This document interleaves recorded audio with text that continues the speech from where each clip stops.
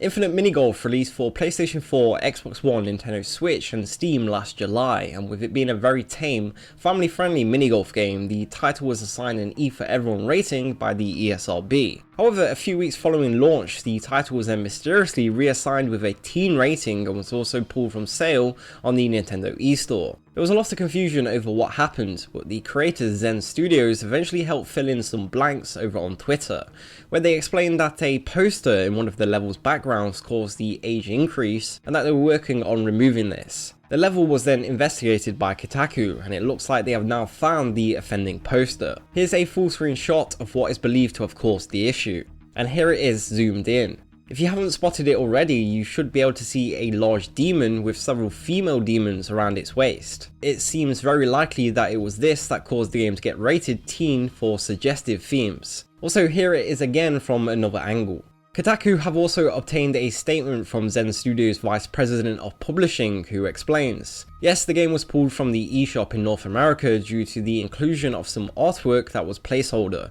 but somehow ended up in the game. Nintendo of America has a policy that if your ratings jump in a drastic way, they will then remove the game from the store. This is totally our fault. The art should not have been in the game. We have submitted a patch that is currently in approval, which removes the art and will revert our rating back to E. We thank the ESRB for catching this error. The art was inappropriate and they did the right thing in increasing our rating. I am a parent of young kids and rely on organisations like the ESRB to give me an indication of suitable content, so I fully support their decision. We look forward to the return of the Infinite Mini Golf on the Nintendo of America eShop very soon." So from this statement, it is clear that the art was not even supposed to be in the game in the first place, and that no blame at all is being put on the ESRB. It also highlights an interesting point about how the Nintendo Store operates, and how that if a game's rating increases, Nintendo's policy dictates that it will then be removed from sale. For reference, Infinite Mini Golf has not been pulled from sale on any other platform. Some of you may be wondering, however, how something like this could even end up happening in the first place. The answer to this lies in the ESRB submission process, and how this relies on the publishers to accurately detail the content in the game,